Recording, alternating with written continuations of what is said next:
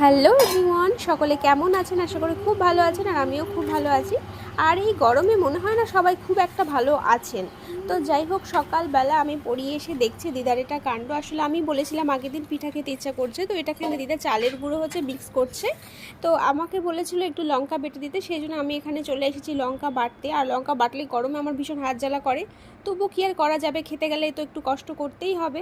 সব কষ্ট তো মানুষের খাওয়ার জন্যই, তাই না? তো যাই হোক, এখানে দিদা গ্যাসে কিছু একটা বসিয়েছিল, তো আমাকে একটু বলছিল সেটা দেখতে, যেহেতু দিদা ওখানে চালের গুঁড়োটা মিক্স করছে। ওই চালের ব্যাটারটাকে কিন্তু ভালো করে মিক্সড করতে হয়, নয়তো কিন্তু পিঠা হয় না। তো যদিও গ্যাসে পিঠা বানানোর আমাদের প্ল্যানিং চলছে, কোনো দিনও করিনি, এটা ফার্স্ট টাইম, তো দেখা যাক কেমন হয়। এমনিতে মামার বাড়িতে গেলে ওখানে উনুনেই পিঠা হয় ভালো, তো গ্যাসে আমরা কোনো দিনও ট্রাই করিনি।